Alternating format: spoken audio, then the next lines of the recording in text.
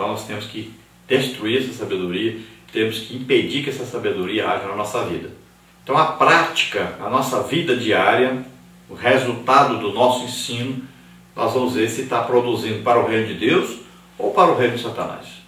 Então nós devemos produzir para o reino de Deus. Devemos nos esforçar para nunca produzirmos alguma coisa para o reino das trevas. Sempre produzirmos para o reino de Deus. Na parte 2 nós temos aí, onde prevalecem a inveja e sentimento faccioso, prevalece também o mal. Tiago 3,16.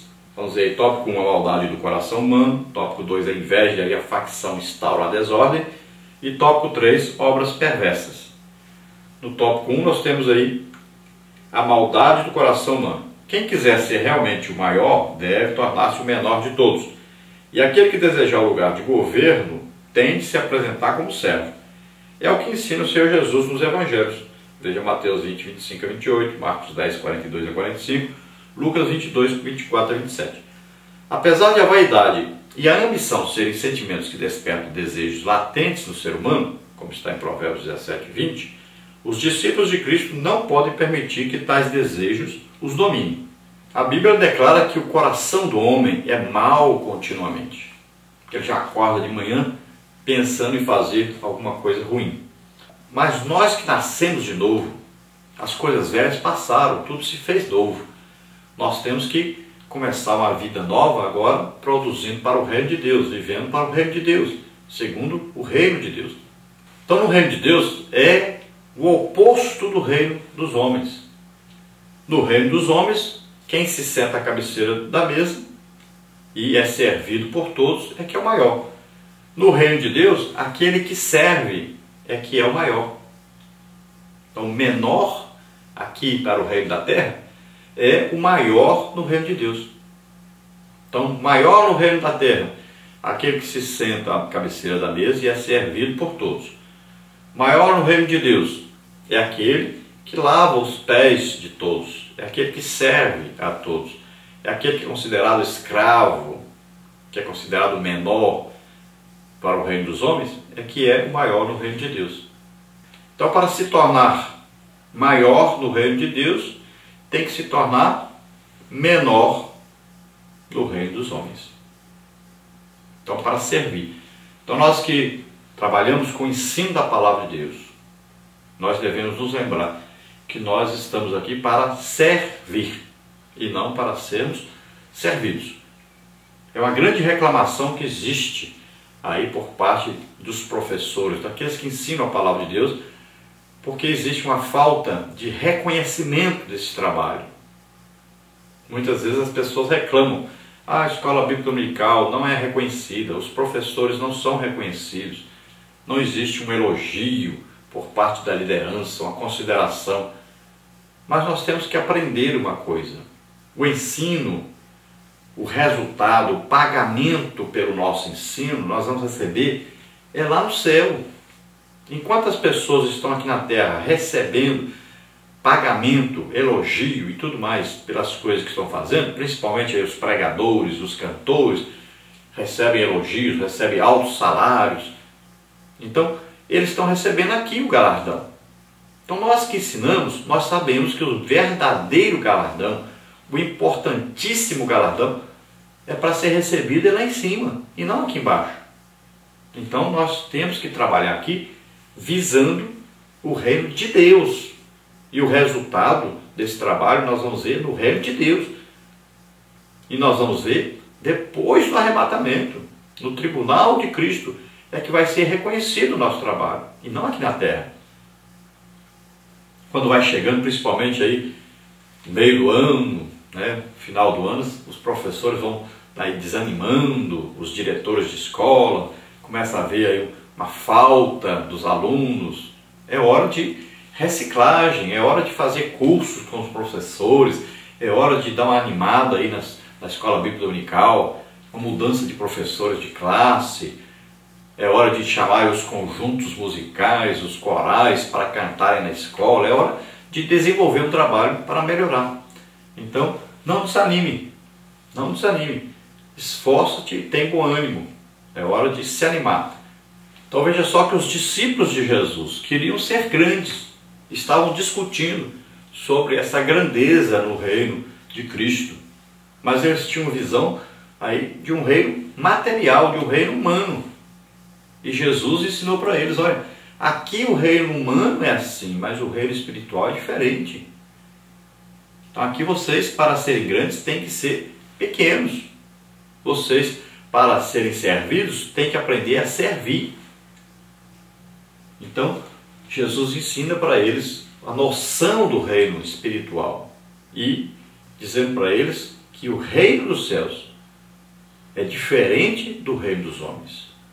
Que o que os homens consideram grande, Deus considera pequeno. E o que os homens consideram pequeno, Deus considera grande. Deus usa dos remidos o menor. Então aquele que se coloca diante de Deus como pequeno, humilde, aquele que pede a Deus, que clama a Deus, aquele que quer servir as pessoas. Esses é que Deus usa. Tópico 2, a inveja e a facção instauram a desordem. Jesus de Nazaré sabia desde antemão que a vaidade dominaria o coração de muitos dos seus seguidores. Por isso ele ensinava a tal realidade dos evangelhos. A Epístola de Tiago relata exatamente os problemas anteriormente abordados por Jesus. Nos dias do meio-irmão do Senhor, a inveja e o espírito faccioso assolavam as igrejas locais. Tiago 3,16. Atualmente, muitos são os problemas dessa natureza em nossas igrejas. Injustiças e perseguições ocorrem em nossas comunidades, até mesmo em nome de Deus, quando sabemos que o Senhor nada tem com tais atitudes. Jeremias 23, 30 a 40. Então Jesus sabia que a vaidade tomaria conta dos corações dos seus discípulos. Eles desejavam então ser grandes, desejavam aparecer, desejavam ter reconhecimento das pessoas. Jesus sabia disso. Mas eles precisavam aprender que no reino de Deus eles precisavam ser úteis para o reino de Deus e não para o reino dos homens. Eles não estavam trabalhando para o reino de Deus, para eles próprios, para suas famílias, mas estavam produzindo para o reino de Deus, era para Deus que eles faziam. Eles não podiam visar a posição deles aqui na terra, mas visar a posição deles no reino de Deus. O mais importante não é como os homens nos veem, mas o mais importante é como nós somos vistos pelo reino de Deus, como Deus nos vê aqui na terra. O que nós estamos produzindo para Ele que é importante, e não para os homens. Nos dias de Tiago, já se tinha esse espírito faccioso, aí, essas invejas sendo demonstradas dentro da igreja. As pessoas, e principalmente os mestres, que eram reconhecidos como pessoas importantes aí dentro da igreja, nessa época, e esses mestres queriam aparecer mais que os outros, iam aí com inveja, querendo tomar a posição do outro, querendo ser maior do que o outro, querendo ocupar cargos de proeminência, né? Querendo cada dia mais serem reconhecidos. E para isso eles faziam o quê? Eles tentavam tirar os outros que estavam acima deles. Eles tinham inveja desses que estavam acima deles. Iam tentando tirá-los e produziam divisão na igreja. E Tiago então vem exatamente combatendo isso, combatendo essa divisão, essa inveja e combatendo esse espírito de facção, de sempre de dividir, de separar, de lutar por derrubar o outro, tirar o outro da posição que ele está, para que ocupe essa posição, para que prejudique o outro. Então, existe esse espírito que é um espírito maligno, na verdade, que não pode agir no meio da igreja. Então existe esse problema na igreja hoje, existe muito esse problema na igreja. Pessoas que desejam a posição dos outros, pessoas que tentam atrapalhar a vida dos outros, pessoas que estão subindo e vão pisando na cabeça dos outros para subir esses degraus que ele deseja subir. Então tomemos cuidado com esse desejo que existe de grandeza, de enriquecimento principalmente, esse desejo que as pessoas têm de ocupar posição, de receber elogios, receberem cargos importantes, de ter um lugar na sociedade. Então cuidado com isso, porque esse desejo pode afastar você de Deus, Então não busque elogio dos homens, não busque posição social, não busque posição dentro da igreja, não busque aí ocupar as altas posições, não ambicione as coisas altas. E muito cuidado com a ambição, com o desejo de enriquecimento, porque esse desejo pode levar você a adorar mais o dinheiro do que a Deus. Muito cuidado com isso. Tópico 3, obras perversas. Como é do conhecimento de cada salvo em Cristo, onde há inveja e espírito faccioso, o mal impera. Em um ambiente onde a perversidade e a malignidade estão presentes, muitas pessoas adoecem e até morrem espiritualmente. 1 de João 3,15. Maldades contra o irmão, mentiras contra o próximo, mexericos e falatórios, enfim, são atitudes que as pessoas que passam a frequentar a igreja local naturalmente esperam não encontrar. Tais problemas listados acima podem facilmente ser evitados. Romanos 2, 17 a 24. Depende apenas de cada um olhar para Jesus, depois para si mesmo e iniciar um processo de correção de suas imperfeições e más tendências. Agindo assim, o Senhor certamente dispensará sabedoria para o nosso bem viver. Tiago 1, 5 a 8. Então esse espírito aí de inveja e de facção, em qualquer lugar que ele estiver, ele vai causar divisão, ele vai causar inimizade, ele vai causar morte espiritual, afastamento das pessoas. Então eu preciso combater esse espírito faccioso, esse espírito invejoso. É uma coisa terrível isso. E acontece muito dentro da igreja, infelizmente. Às vezes até a pessoa não tem o desejo de aparecer ou o desejo de ser grande, mas naturalmente essa pessoa tem essa posição dentro da igreja.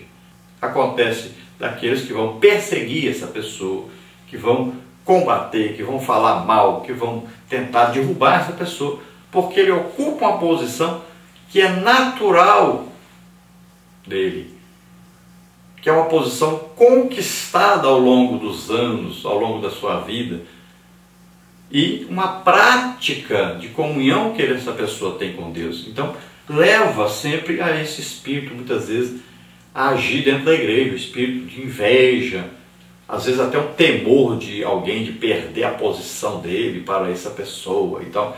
Então, acontece muito isso dentro da igreja. É um perigo que existe dentro da igreja que causa divisão, separação, inimizades, muitas vezes até morte espiritual. Então deve haver um processo de conserto disso, de arrumação disso. E deve haver o quê? Um arrependimento e aí uma luta para consertar, para mudar esse rumo, para mudar essas atitudes. Deve-se então se esforçar por aproximar-se mais de Deus para que o Espírito Santo possa trabalhar nessas vidas. É um processo difícil de conserto, né, que vai trazer o quê? Vai ter que abrir uma ferida e essa ferida deverá ser tratada, fechada, para que comece novamente tudo da maneira correta que Deus deseja. Então, lutemos para que esse espírito não invada a nossa igreja, para que esse espírito de facção, de inveja, não venha a trazer prejuízo para o corpo de Cristo na terra. Parte 3, as qualidades da verdadeira sabedoria. Tiago 3, 17 e 18. Tópico 1, características da verdadeira sabedoria. Tópico 2, mais 7 características. Tópico 3, o fruto da justiça. Então, tópico 1, características da verdadeira sabedoria. O objetivo de Tiago em classificar as diferenças entre a sabedoria que vem do alto e da terrena e demoníaca é mostrar que ambas podem facilmente ser identificadas através da prática cotidiana.